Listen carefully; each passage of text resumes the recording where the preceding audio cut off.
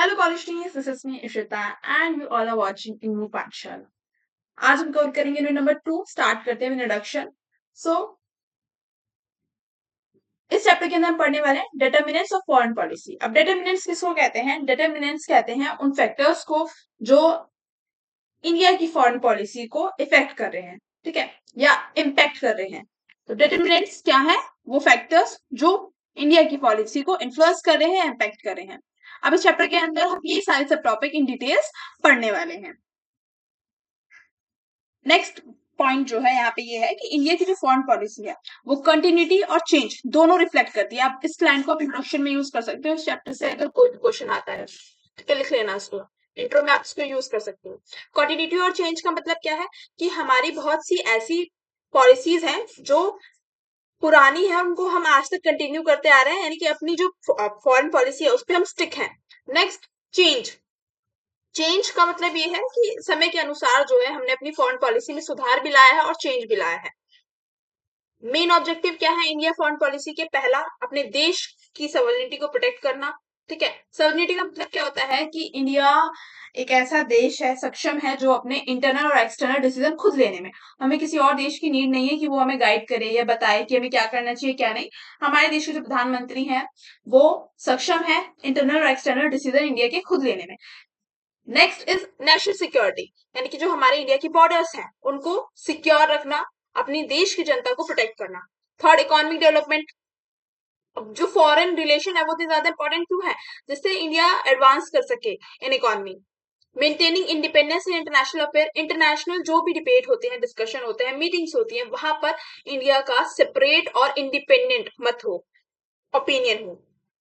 Last is India की global influence बढ़ाना, यानी कि इंडिया को एक ग्लोबल आइडेंटिटी देना, एज वेल एज इंडिया की जो छवि है ग्लोबल लेवल पे इंक्रीज करना। Next, nature and types of determinants. अब इन डिटर्मिनेंट्स के नेचर और टाइप्स क्या है, तो पहले हम जानेंगे मीनिंग, जो मैंने आपको इंट्रोडक्शन में बताया कि डिटर्मिनेंट्स वो फैक्टर्स हैं जो इन्फ्लुएंस करते हैं इंडिया की फॉरेन पॉलिसी या किसी भी देश की foreign policy. They help explain. अभी किस चीज में हेल्प करते हैं? पहली चीज तो why a country follow a particular foreign policy. किसी भी देश की एक फॉरेन पॉलिसी क्यों होनी चाहिए? अब आप खुद सोचो कि इंडिया की एक फॉरेन पॉलिसी क्यों होनी चाहिए। हमारा देश जो है एडवांस हो, है ना, एडवांस बने, आगे बढ़े, और जब हमारे रिलेशन अदर कंट्रीज से अच्छे होंगे तो हमें बहुत सारे प्लस पॉइंट होते हैं। जैसे कि अगर किसी कंट्री से हमें कोई टेक्नोलॉजी लेनी है तो जो हमारे उससे रिलेशन अच्छे होंगे तभी तो वो एग्री करेंगे हमें उस चीज को देने में, है ना। जैसे अभी हमने देखा ईरान और यूएस का युद्ध हुआ, तो हमारे ईरान से रिलेशन अच्छे थे तभी तो उन्होंने हमें स्ट्रेट ऑफ हॉर्मुज से पास होने दिया हमारे शिप्स को, अदरवाइज नहीं होने देते। Next, why foreign policy change over time. तो समय के अनुसार जो है हमें अपनी फॉरेन पॉलिसी में सुधार भी लाना चाहिए। अब क्यों चेंज होनी चाहिए फॉरेन पॉलिसी? हो सकता है पास्ट में जिन कंट्रीज के साथ हमारे अच्छे रिलेशन ना हो आज के टाइम में हो, तो इसीलिए हमें फॉरेन पॉलिसी में हमेशा चेंज का भी ऑप्शन रखना चाहिए और चेंज भी लाना चाहिए। Next, why some policies continue despite change in government. अब कुछ पॉलिसीज ऐसी होती हैं जो throughout the time period continue रहती हैं डिस्पाइट चेंज इन गवर्नमेंट। चाहे सरकार बदल जाए, बीजेपी की जगह चाहे कांग्रेस आ जाए, चाहे कांग्रेस की जगह आम आदमी पार्टी आ जाए, स्टिल कुछ हमारी पॉलिसीज ऐसी हैं जो कंटिन्यू रहती हैं। जैसे कि एक फॉरेन पॉलिसी हमारी ये भी है कि हम कभी भी फर्स्ट यूज नहीं करेंगे न्यूक्लियर वेपन का। तो चाहे वो कोई भी गवर्नमेंट आ जाए वो सेम ही रहेगी कि हम फर्स्ट यूज न्यूक्लियर वेपन का कभी भी किसी देश के ऊपर नहीं करेंगे, चाहे हमारी कितनी भी बड़ी आर्ग्यूमेंट हो जाए। एंड एक फॉरेन पॉलिसी का जो पार्ट है हमारा ये भी है कि जब भी कोई कॉन्फ्लिक्ट होगा तो हम पहले पीसफुली एग्रीमेंट्स के थ्रू या डिस्कशन के थ्रू जो है रिजॉल्व करने की कोशिश करेंगे, ऐसा नहीं डायरेक्टली वॉर पे जंप कर जाएंगे। टाइप्स क्या होते हैं डिटर्मिनेंट्स के? फर्स्ट होते हैं इंटरनल, जो कंट्री के अंदर ही ऑरिजिनेट होते हैं। एग्जाम्पल, हमारे देश की ज्योग्राफी, इकोनॉमी कैसी है, हिस्ट्री और कल्चर कैसा रहा है, पॉलिटिकल सिस्टम कैसा है, डेमोक्रेसी है या अथॉरिटेरियन रिजीम है, तानाशाही है, किस टाइप की फॉर्म ऑफ गवर्नमेंट है। डोमेस्टिक एनवायरमेंट कैसा है हमारे देश का, कहीं हमारे देश की जो जनता है वो लिबरेशन तो नहीं मांग रही है, फाइट तो नहीं कर रही है अपनी फ्रीडम के लिए, हमारे देश के अंदर यूनिटी है या नहीं है। डोमेस्टिक एनवायरमेंट बहुत ज्यादा क्या करता है, कंट्रीब्यूट करता है फॉरेन पॉलिसी के अंदर। फॉर एग्जाम्पल, अगर हमारे देश के अंदर ही फ्रीडम मूवमेंट चल रहे होंगे, अगर जो लोग हैं, देश के जो लोग हैं वो ही फ्रीडम मांग रहे हैं, तो इसका ये क्या छवि क्रिएट करता है, एक बैड जो हम ये कह सकते हैं कि एक बैड छवि क्रिएट करता है किसी भी कंट्री की वर्ल्ड लेवल पे, कि यहाँ की तो जनता खुद ही परेशान है करंट गवर्नमेंट से। नेक्स्ट, लीडरशिप कैसी है और आइडियोलॉजी कैसी है। ये सारे फैक्टर्स क्या करते हैं, शेप करते हैं गोल्स और priorities of foreign policy. External determinants क्या है, ये ज्यादातर इंटरनेशनल एनवायरमेंट से आते हैं। फर्स्ट, वर्ल्ड पावर स्ट्रक्चर, जैसे कि यूएस क्या है, एक सुपर पावर है, तो इस टाइप से कि आप जो कंट्री है वो वर्ल्ड लेवल पे कितनी पावरफुल है। सेकंड, रिलेशन कैसे हैं अदर कंट्रीज से। थर्ड, इंटरनेशनल ऑर्गेनाइजेशन, जैसे कि United nation, international monetary fund, world bank, इनसे रिलेशन कैसे हैं। नेक्स्ट, ग्लोबल कॉन्फ्लिक्ट्स, जो भी ग्लोबल लेवल पे कॉन्फ्लिक्ट्स हो रहे हैं उस पे आपका पीओवी क्या है, आपकी कंट्री में जो मतलब हेड है वो उनका क्या पीओवी है, वो किस चीज को सपोर्ट कर रहे हैं, ये चीज भी इम्पैक्ट डालती है। Next, balance of power. Balance of power in the sense, जैसे यूएस अभी बहुत ज्यादा डोमिनेट कर रहा है ना हर चीज में। अब इंडिया पाकिस्तान का जब वॉर हुआ था तब भी यूएस ने क्या कहा कि भाई मैंने जो है वॉर को रिजॉल्व कराया है। सो यूएस की हम डोमिनेंस देख रहे हैं हर वॉर के अंदर, चाहे लड़ दो अलग देश रहे हो बट यूएस बीच में कूद जाता है। तो यूएस की पावर को टैकल करने के लिए हम देखते हैं कि बहुत सारी इंस्टीट्यूशन बनी है, जैसे ब्रिक्स हो गया, BRICS। मैंने बोला था लास्ट वीडियो में, मुझे कमेंट करके बताना कि एस से कौन सा देश है। तो बी से क्या है, Brazil, Russia, India, China. S से आप मुझे बताओगे कौन सा देश है। तो इस टाइप की जो ऑर्गेनाइजेशन बन रही है वो इसीलिए बन रही है कि अमेरिका का जो डोमिनेंस है ना वो कहीं ना कहीं कम हो पाए। मेजर डिटर्मिनेंट्स क्या है इंडिया फॉरेन पॉलिसी के, मेजर फैक्टर्स क्या है जो बहुत ज्यादा इंपॉर्टेंट है। पहला, ज्योग्राफी। ज्योग्राफी तो इंडिया की इतनी डाइवर्सिफाई है कि हर जगह जो है मेन फैक्टर ज्योग्राफी हमेशा होती है।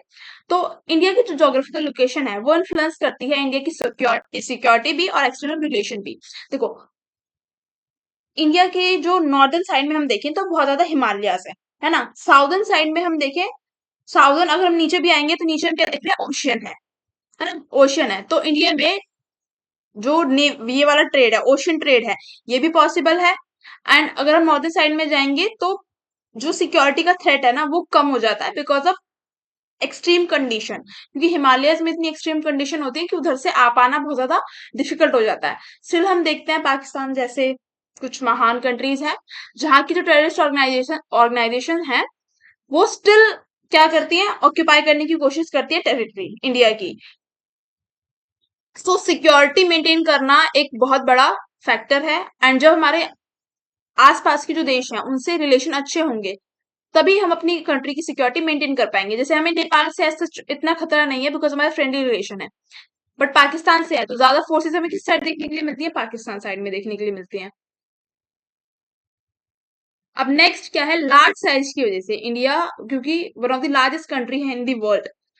अब आप मुझे बताओ साइज के टर्म्स में इंडिया कौन से नंबर पे है वर्ल्ड लेवल पे। Because of its size India has major regional importance. अब इंडिया की साइज की वजह से ही तो, एज वेल एज साइज और पॉपुलेशन की वजह से भी, तो इंडिया की बहुत ज्यादा इंपॉर्टेंस है। ठीक है, इंटरनेशनल लेवल पे भी और रीजनल लेवल पे भी, अगर हम इंटरनल लेवल पे देखें उस टाइम पे भी। इसलिए एशिया की जो पॉलिटिक्स है, इंडिया एशियन कॉन्टिनेंट में आता है, तो इंडिया की जो इंपॉर्टेंस है वो काफी सिग्निफिकेंट है और मेन रोल प्ले करती है। बी बी पॉइंट है neighbourhood. India share border with many country, Pakistan, China, Nepal, Bhutan, Bangladesh, Myanmar, और उसमें से काफी कंट्रीज के साथ हमारे फ्रेंडली रिलेशन है, एक्सेप्ट पाकिस्तान और चाइना से भी चलता ही रहता है थोड़ा बहुत। बाकी कंट्रीज के साथ हमारे ठीक है, नॉर्मल रिलेशन है, इतने बेकार भी नहीं है, इतने अच्छे भी नहीं है। हमारे देश के नेबर्स से कैसे रिलेशन है वो भी मेजर कंसर्न होते हैं। कैसे, अब देखो कोई भी ट्रेड करना होगा तो ट्रेड के लिए जो नेबर है उनके साथ हमारे रिलेशन होना काफी ज्यादा जो क्या होता है ना कि इंपॉर्टेंट होते हैं। अदरवाइज अगर हमारी कंट्री का बॉर्डर है ना किसी दूसरी कंट्री से टच कर रहा है और वहां से ट्रेड ऐसे एंट्री होनी है, तो ये जो बीच वाला है वो मना कर देगा कि भाई हम तो अपनी कंट्री से पास नहीं होने देंगे आपकी कोई भी चीजें। तो इस वजह से भी क्या होती है, प्रॉब्लम आती है। इसलिए फ्रेंडली रिलेशन होना बहुत ही ज्यादा नेसेसरी है। अब देखो मैंने बताया ना पाकिस्तान और चाइना से इशू है, बाकी मेजर इशू नहीं है। इंडिया पाकिस्तान रिलेशन बेकार है एकदम। इंडिया चाइना का बॉर्डर इशू है, जो आपको पता है कि अक्साई चीन वाला जो रीजन है वो चाइना ने ऑक्यूपाई कर रखा है, और पाकिस्तान के साथ तो हमारे है ही खराब। Sea India ocean, Indian ocean location. Next है इंडिया की जो ओशन लोकेशन है, जब हम साउदर्न इंडिया की तरफ आते हैं, इधर भी ओशन है, इधर भी ओशन है, ठीक है, और इधर भी ओशन है, तीनों साइड से ओशन है, proper Indian ocean.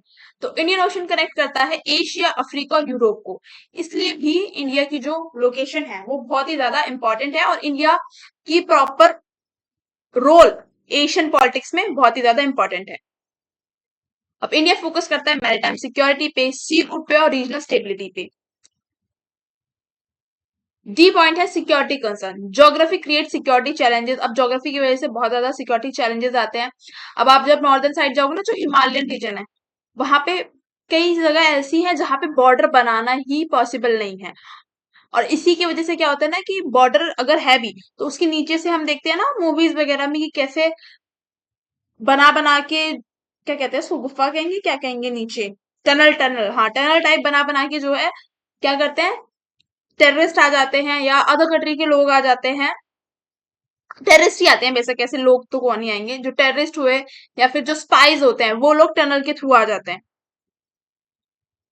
Second is economic factor. Economic condition strongly influence foreign policy. अब जो इकोनॉमिक कंडीशन होते हैं किसी भी पर्टिकुलर कंट्री की, वो भी फॉरेन पॉलिसी को इन्फ्लुएंस करती है। बिकॉज अगर आपकी कंट्री की इकोनॉमी वीकर है तो आपसे कोई ट्रेड करना नहीं चाहेगा, है ना।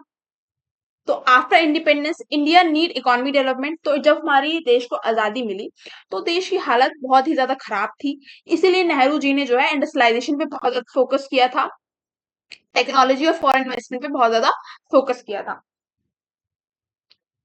Economic determinants include, first is development need. अब इकोनॉमिक जो डिटर्मिनेंट्स हैं, इकोनॉमिक वाले फेज में या इकोनॉमिक पर्सपेक्टिव पे हम देखें तो क्या क्या चीजें मेन फैक्टर्स हैं जो इम्पैक्ट करते हैं। पहला, development needs. India foreign policy focus on getting financial assistance. देखो, इंडिपेंडेंस के टाइम पे भी हमने जो है काफी लोन लिया था, ठीक है, अपनी जो इकोनॉमिक स्थिति है उसको बेटर करने के लिए। और 1991 के टाइम पे, ठीक है, 1991 के टाइम पे जब एलपीजी आई इंडिया में, लिबरलाइजेशन, प्राइवेटाइजेशन, ग्लोबलाइजेशन आया, तो उस टाइम पे भी इंडिया ने लोन लिया था, ठीक है, आईएमएफ और वर्ल्ड बैंक से। तो आईएमएफ और वर्ल्ड बैंक ने उस टाइम पे ये चीज एक शर्त के रूप में रखी थी कि आपको अपने जो बॉर्डर्स हैं वो फॉरेन कंट्रीज के लिए खोलने पड़ेंगे ट्रेड के लिए, अदरवाइज हम आपको लोन नहीं देंगे। तो इसीलिए ही एलपीजी रिफॉर्म्स आए थे इंडिया के अंदर। तो ग्लोबलाइजेशन, देखो नेक्स्ट टॉपिक वही है। तो इंडिया ने अडॉप्ट की थी लुक ईस्ट पॉलिसी। देखो, ये तो मैंने बता दिया ना ग्लोबलाइजेशन वाला, कि एलपीजी रिफॉर्म्स आए थे जिसकी वजह से हम आज ये इतनी बड़ी बड़ी जो सेंटर्स हैं, मल्टीनेशनल कॉर्पोरेशंस हैं, बड़ी बड़ी कंपनियां हैं, वो देख पा रहे हैं। अदरवाइज उससे पहले सारी चीजें स्टेट कंट्रोल करती थी। जो फोन में सिम भी होती थी ना, उसकी कंपनी भी स्टेट ओन्ड होती थी, यानी कि सरकार उस कंपनी को ओन करती थी। अब आप जितने भी देखोगे सब प्राइवेट है, जियो हो गया, एयरटेल हो गया। Next, look east policy. Look east policy India की बहुत ही मेजर रोल प्ले करती है फॉरेन पॉलिसी के अंदर, जिसमें हम क्या कर रहे हैं, जितने भी साउथ ईस्ट एशियन इकोनॉमीज हैं, देश हैं, उनके साथ अपने रिलेशन क्या कर रहे हैं, बेटर कर रहे हैं। थर्ड, इकोनॉमी में जो इकोनॉमिक डिटर्मिनेंट है वो है energy security. India need energy resources for development. अब देखो, एक नेगेटिव पॉइंट ये है कि इंडिया के अंदर हम ये चीज देखते हैं कि जो जितना भी ऑयल है, ऑयल, क्रूड ऑयल है, हम सारा इंपोर्ट कर रहे हैं, ठीक है, जितने भी सीएनजी है, एलपीजी है, हम सारा इंपोर्ट कर रहे हैं। इसलिए अगर किसी भी दूसरे देश में जिससे भी हम इंपोर्ट कर रहे हैं वहां पे प्रॉब्लम आती है तो इंडिया के अंदर भी क्राइसिस हो जाता है। अभी हमने गैस क्राइसिस देखा जब ईरान और यूएस का वॉर हो रखा था। तो India need energy resources for development, इसीलिए भी हमारे अदर कंट्रीज के साथ रिलेशन अच्छे होना इंपॉर्टेंट है। Third is historical and cultural factors. The freedom struggle shape India external outlook. देखो, हिस्टोरिकल फैक्टर यानी जो हमारी कंट्री की हिस्ट्री रही है उसने भी हमारी फॉरेन पॉलिसी को शेप किया है। जैसे कि एंटी कॉलोनियलिज्म इंडिया बन गया। जब हमारा देश आजाद हुआ तो सबसे पहली जो हमारी फॉरेन पॉलिसी थी वो यही थी कि जो कॉलोनियल डोमिनेशन है ना, हम इसके खिलाफ बोलेंगे। अब एशिया और अफ्रीका के अंदर और भी ऐसे बहुत सारे देश थे जिनको क्या बना रखा था, कॉलोनी बना रखा था इन डेवलप नेशन ने। फ्रांस हुआ, जर्मनी हुआ, ये हुआ, क्या कहते हैं, ब्रिटेन हुआ, इन्होंने। सेकंड, पीसफुल कोएग्जिस्टेंस, यानी कि हम जो भी कॉन्फ्लिक्ट होगा उसको रिजॉल्व करेंगे डायलॉग से, टॉलरेंस और पीसफुल सेटलमेंट से। Cultural factor, India civilization and cultural connection influence diplomacy. अब इंडिया का कल्चर कैसे इंडिया की डिप्लोमेसी में हेल्प करता है। तो फर्स्ट, कल्चरल एक्सचेंजेस जैसे कि योगा डे, अब आप देखो ना इंटरनेशनल योगा डे मनाया गया अभी, तो उसमें इंडिया का इम्पोर्टेंट रोल कितना, इंडिया जो है कितना इम्पोर्टेंट रोल प्ले करता है। बुद्धिज्म हो गया, बुद्धिज्म इंडिया से ही ओरिजिन हुआ बुद्धिज्म का, इंडिया में आया नहीं था कहीं से बुद्धिज्म। स्टिल आप देखोगे इंडिया, इंडिया से बुद्धिज्म का ओरिजिनेट हुआ, और मतलब ओरिजिन हुआ, एंड वो स्प्रेड करा all over the world, all over the world, not only in India या नॉट ओनली इन एशिया, हम हर जगह जो है बुद्धिज्म देखते हैं। मैं बीच बीच में फंबल कर जाती हूँ, उसके लिए सॉरी, बस पंखा ऑफ करके मुझे वीडियो बनानी पड़ती है, जब गर्मी लगती है ना तो जुबान लड़खड़ाती है। नेक्स्ट, फोर्थ, डोमेस्टिक मिलियो, यानी कि इंटरनल एनवायरनमेंट, किसी भी कंट्री का आंतरिक माहौल कितना इंपॉर्टेंट है फॉरेन पॉलिसी के लिए, ये जानेंगे। तो पहला, पॉलिटिकल सिस्टम सबसे मेन है कि पार्लियामेंट्री डेमोक्रेसी है, प्रेसिडेंशियल है, या फिर पब्लिक ओपिनियन कैसा है, लोगों के पास फ्रीडम है बोलने की या नहीं है, पॉलिटिकल डिबेट्स हो रही है नहीं हो रही है, तो ये सब चीजें भी इम्पैक्ट करती हैं फॉरेन पॉलिसी। क्योंकि अगर एक ऐसी यू नो एक ऐसी रिजीम होगी जो तानाशाही, मतलब अथॉरिटेरियन रिजीम होगी अगर कंट्री के अंदर, जहां पे सिर्फ एक रूलर के हाथ में पावर है, तो वहां पे क्या होता है, सारे डिसीजन वगैरह डिपेंडेंट हो जाते हैं उस एक पर्सन के ऊपर। बट इंडिया जैसी डेमोक्रेटिक कंट्री के अंदर हमारे पास क्या, फॉरेन मिनिस्टर भी हैं, है ना, जो हम एडवाइस करते हैं प्राइम मिनिस्टर को कि आपको ये चीजें करनी चाहिए, फिर उसके बाद प्राइम मिनिस्टर अपना डिसीजन लेते हैं। तो प्राइम मिनिस्टर की प्रॉपर कैबिनेट भी होती है जो उनको एडवाइस देती है। तो यहाँ पे प्रॉपर एक पर्सन के ऊपर सारी पावर डिपेंडेंट नहीं है, बहुत सारे लोगों के सलाह मशवरे के बाद ही जो है कोई भी जो डिसीजन है वो लिया जाता है। तो डेमोक्रेसी जैसी कंट्री के पास क्या होता है, प्लस पॉइंट होता है अपने रिलेशंस को दूसरी कंट्रीज के साथ बेटर करने का। Next is national unity and security, foreign policy must protect territory territorial integrity, यानी अपने देश का जो बॉर्डर है उसको सेफगार्ड करना, नेशनल यूनिटी, अपने देश की यूनिटी बनाए रखना, as well as internal stability. देखो इंटरनल स्टेबिलिटी का मतलब क्या है कि हमारे देश के अंदर ऐसे ग्रुप्स ना हो जो फ्रीडम मांग रहे हो, ठीक है। जैसे हमने असम में देखा है कि बार बार असम में इंसर्जेंसी होती है, जहाँ ग्रुप्स हैं, ट्राइबल ग्रुप्स हैं, जो ये बोलते हैं कि हमें असम से अलग किया जाए, ठीक है। मिजोरम में भी हमें ऐसा देखने के लिए मिलता है। और सेम सिचुएशन जो है पंजाब में भी थी पहले, जिस टाइम पे राजीव गांधी प्राइम मिनिस्टर हुए ना, उस टाइम पे सेम सिचुएशन पंजाब में भी थी। पंजाब में भी जो लोग हैं वो डिमांड कर रहे थे कि हमें जो है सेपरेट किया जाए इंडिया से, जो खालिस्तानी खालिस्तानी आप देखते हो ना न्यूज में, कंट्रोवर्सीज के अंदर, सो वही। नेक्स्ट इज पब्लिक ओपिनियन, लोगों के पास कितनी पावर है, कितनी फ्रीडम है कि वो अपने ओपिनियन रख पा रहे हैं।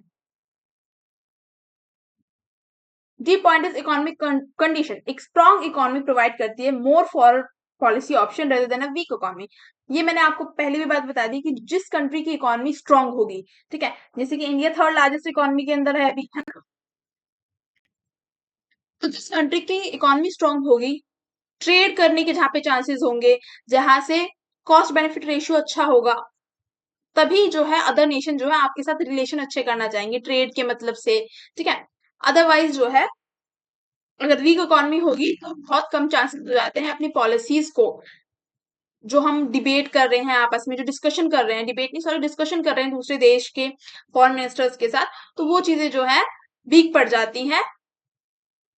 Next point is personality of leadership, अब जब से प्रधानमंत्री मोदी जी आए हैं, तो एक अलग जो है हम ये कह सकते हैं कि इंडिया की एक छवि जो है बाहर विदेश पे वर्ल्ड लेवल पे क्या है, डिफरेंट है।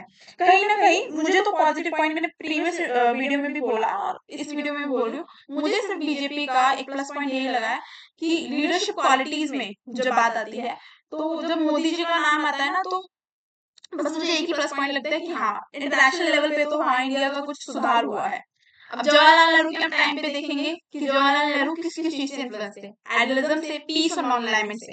ये मैं बता चुकी हूँ, मैं बार बार रिपीट नहीं करूंगी। मेजर आइडिया क्या थे उनकी, पंचशील और नॉन अलाइन मूवमेंट, कि वो किसी भी ब्लॉक के साथ नहीं जुड़ेंगे, चाहे वो वेस्टर्न ब्लॉक हो चाहे वो ईस्टर्न ब्लॉक हो, यूनिट 1 में मैं बता चुकी हूँ। इंदिरा गांधी जी के टाइम पे नेशनल सिक्योरिटी पे ज्यादा इन्होंने ध्यान दिया, स्ट्रेटेजिक इंटरेस्ट पे इन्होंने ध्यान दिया कि किस देश के साथ रिलेशन बनाने चाहिए तो जिससे हमारे इंडिया को बेनिफिट होगा। इंडो सोवियत ट्रीटी देखने के लिए मिलती है 1971 की, और न्यूक्लियर टेस्ट जो हुआ था वो इंदिरा गांधी जी के कार्यकाल में ही हुआ था। और एक माइनस पॉइंट मुझे ये लगा कि जब इनके कार्यकाल में हमने पाकिस्तान को, है ना, अच्छा खासा हरा दिया था, तो एटलीस्ट ये पीओके वापस ले सकती थी उस टाइम पे, जो पाकिस्तान ऑक्यूपाइड कश्मीर है नावेस, वो ये वापस ले सकती थी। मतलब मेरा पर्सनल ये है कि पाकिस्तान की जमीन से तो कोई खैर लेना देना है नहीं, उनकी टेरिटरी नहीं लेती, बट जो अपना देश है, जो पीओके था, वो ये वापस ले सकती थी, जिसको लेने में नाकामयाब रही प्रॉपर। नेक्स्ट, अटल बिहारी वाजपेयी जी के टाइम पे न्यूक्लियर सिक्योरिटी पे ध्यान दिया गया। जो मेजर पावर्स हैं बड़ी बड़ी, यूएस, जर्मनी, जापान, इनसे रिलेशन जो है अच्छे किए गए। नरेंद्र मोदी जी के टाइम पे हम एक्टिव डिप्लोमेसी देख रहे हैं, जहां पे ये विजिट कर रहे हैं, पर्सनली विजिट कर रहे हैं कंट्रीज को, और ग्लोबल एंगेजमेंट देखने के लिए मिलता है और स्ट्रेटेजिक पार्टनरशिप देखने के लिए मिलती है। आइडियोलॉजिकल प्रिडिलेक्शंस, सो आइडियोलॉजी कैसे इन्फ्लुएंस करती है फॉरेन पॉलिसी को। जैसे कि इंडिया की फर्स्ट, मैंने आपको बताया कि एंटी इंपेरियलिज्म आइडियोलॉजी थी, कि जितने भी ऐसे देश हैं जिन्होंने कॉलोनी बनाया है दूसरी कंट्रीज को, हम उनको अपोज करेंगे।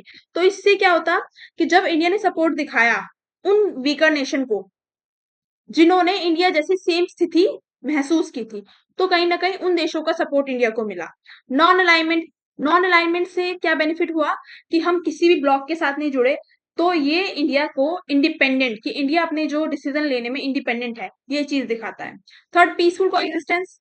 पीसफुल कोएग्जिस्टेंस की इंडिया हमेशा सपोर्ट करता है डायलॉग रेदर देन वॉर, है ना, कि हम बोल के अपने सलाह मशवरे से चीजें को सॉर्ट आउट करें। तो ये इंडिया की जो एक तरीके से इमेज है, उसको पीसफुल स्टैब्लिश करती है इन द वर्ल्ड लेवल पे। Fourth, strategic autonomy. India prefer independent decision making, कि भाई हम किसी के इन्फ्लुएंस में आगे कोई भी डिसीजन नहीं लेंगे, हमारा खुद का एक पॉइंट ऑफ व्यू है, हम उसके हिसाब से अपने नेशनल इंटरेस्ट देखते हुए हमारे देश के लिए क्या अच्छा है उसके हिसाब से हम डिसीजन लेंगे। Seventh, international scenario, the global environment strongly affect foreign policy. अब ग्लोबल लेवल पे क्या एनवायरनमेंट चल रहा है, क्या कंडीशन है, वो भी हर एक देश की फॉरेन पॉलिसी को अफेक्ट करते हैं, खाली इंडिया की ही नहीं, वर्ल्ड लेवल पे सभी देशों की। अब कोल्ड वॉर पीरियड, मैं इसको दोबारा नहीं बताऊंगी, कोल्ड वॉर बता चुकी हूँ बार बार कि दो पार्ट में पूरा वर्ल्ड डिवाइड हो गया था और इंडिया नॉन अलाइन रहा। पोस्ट कोल्ड वॉर पीरियड, जब सोवियत यूनियन कोलैप्स कर गया, यानी जो यूएसएसआर था वो कोलैप्स कर गया, तो उसके बाद सबको पता है कि भाई यूएस का डोमिनेशन स्टार्ट हो गया वर्ल्ड पॉलिटिक्स के अंदर, जो हम झेलते आ रहे हैं। एंड आई होप कि आने वाले टाइम में खत्म हो जाए यूएस का, या तो यूएस का डोमिनेंस खत्म हो जाए, या यूएस के जो करंट प्रेसिडेंट है वो हट जाए, बिल्कुल एकदम बेकार है। Next, multipolar world. अब इंडिया की जो नाउ टाइम पॉलिसी है वो क्या है कि जितनी भी मेजर पावर्स हैं, है ना, जो डेवलप हो चुकी हैं, जो डेवलप नेशंस हैं, उनके साथ अपने रिलेशन काफी अच्छे बनाना, जिससे बैलेंस रहे मेजर पावर्स के बीच में। यानी कि हम ऐसा नहीं कि हम सिर्फ यूएस को ही फेवर कर रहे हैं, है ना, हम जितनी भी मेजर पावर्स हैं उनके साथ हम फ्रेंडली रिलेशन मेंटेन करके चल रहे हैं, जिससे हमें आने वाले टाइम में कोई भी प्रॉब्लम ना आए। नेक्स्ट है माइनर डिटरमिनेंट्स। अब हमने इंटरनल और एक्सटर्नल देख लिए, अब इनके अलावा कौन से फैक्टर है जो इन्फ्लुएंस करते हैं। पहली बात, मीडिया। मीडिया तो इंडिया की, मीडिया की तो बात ही मत करो, इंडिपेंडेंस लेवल पे देखना, इंडिपेंडेंट लेवल पे कि कितने नंबर पे आती है इंडिया की मीडिया। सेकंड, मीडिया इन्फ्लुएंस करती है, ठीक है। सेकंड, इंटरेस्ट ग्रुप, क्योंकि देखो किसी भी पर्टिकुलर कंट्री के अंदर क्या चल रहा है, अगर वो सामने वाला देश जानना चाहेगा तो वो न्यूज ही देखेगा। हम भी अगर किसी दूसरे देश के बारे में जानना चाहेंगे तो हम न्यूज ही देखेंगे, तो इसीलिए मीडिया भी इन्फ्लुएंस करती है। सेकंड, इंटरेस्ट ग्रुप, जो बिजनेस ग्रुप है, एक्सपर्ट है, ऑर्गेनाइजेशन है, वो इन्फ्लुएंस करती है फॉरेन पॉलिसी को। थर्ड, ब्यूरोक्रेसी, जो मिनिस्ट्री ऑफ एक्सटर्नल अफेयर्स है, वो हेल्प करती है इन डिजाइनिंग और इम्प्लीमेंटिंग पॉलिसीज, कि हमें किस टाइप की पॉलिसीज को अडॉप्ट करना चाहिए जिससे हमारी जो फॉरेन पॉलिसी है वो और ज्यादा स्ट्रांग हो।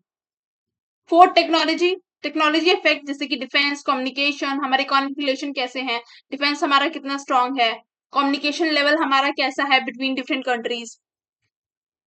दिस्पोरा, Indian community abroad contribute to cultural diplomacy, economic link, political influence. यानी कि वो इंडियन कम्युनिटी जो अब्रॉड जाके रह रही है, ठीक है, वो भी हेल्प करती है हमारी कल्चरल डिप्लोमेसी मेंटेन करने में, इकोनॉमिक लिंक मेंटेन करने में और पॉलिटिकल इन्फ्लुएंस मेंटेन करने में। जैसे कि आप देखोगे कनाडा के अंदर बहुत ज्यादा मेजर पॉपुलेशन इंडिया की है, यूएस के अंदर लोग बहुत ज्यादा एंटी इंडियन होते जा रहे हैं, क्योंकि इंडिया से बहुत ज्यादा लोग माइग्रेट कर रहे हैं यूएस, उनके पास सिटीजनशिप भी है proper. Next, complexity of working of determinants. So foreign policy is not influenced by one single factor. Different determinants हमने देख लिए कि कैसे different determinants work करते हैं together.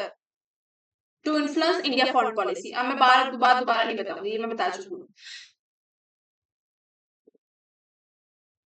इंडिया चाइना के रिलेशन कैसे है, मैंने बता दिया कि ज्योग्राफिकल लेवल पे बॉर्डर डिस्प्यूट है, सिक्योरिटी कंसर्न है, हम चाइना पे कभी भरोसा नहीं कर सकते। चाइना कभी भी जो है क्या कर सकता है, हमला कर सकता है। इंडिया और यूएस के रिलेशन जो है न्यूट्रल है, ना इतने ज्यादा अच्छे हैं ना ज्यादा इतने बेकार हैं। इंडिया की nuclear policy influence by security environment, China and Pakistan factor, national interest.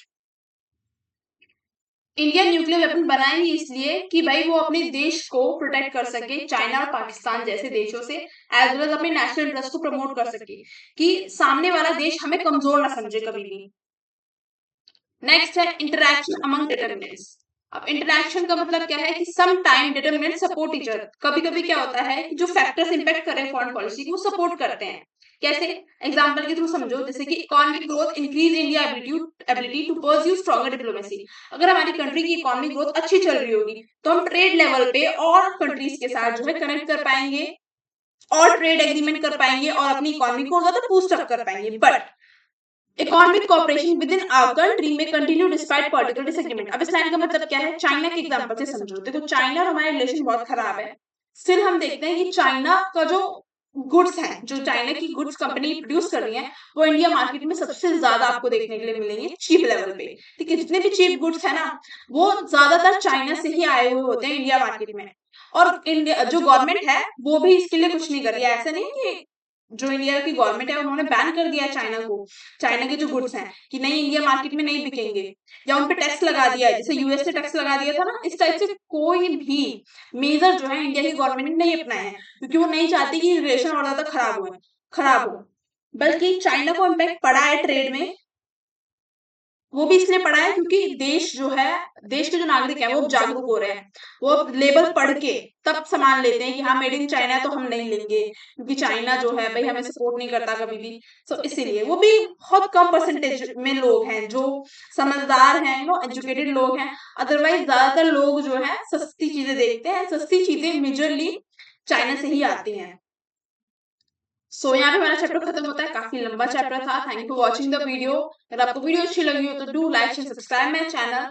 And अब कुछ लोग बोलेंगे कि बुक से पढ़ाओ, तो बुक से नहीं हो पाएगा, बिकॉज इसमें ही जब मैं पीपीटी में कंपाइल कर रही हूँ, पीडीएफ में कंपाइल कर रही हूँ नोट्स, उसी टाइम पे ही इतना बड़ा हो जा रहा है, लेंथी हो जा रहा है चैप्टर। तो अगर मैं लाइन बाय लाइन एक्सप्लेन करने लगी ना 2 घंटे से पहले किसी भी यूनिट की वीडियो नहीं बन पाएगी। So thank for watching the video. अगर आपको वीडियो अच्छी लगी हो, कंटेंट अच्छा लगा हो, तो make sure to like my channel, subscribe my channel and share with your peer group. मिलते हैं नेक्स्ट वीडियो में, तब तक के लिए tata bye bye, take care and stay tuned for more updates.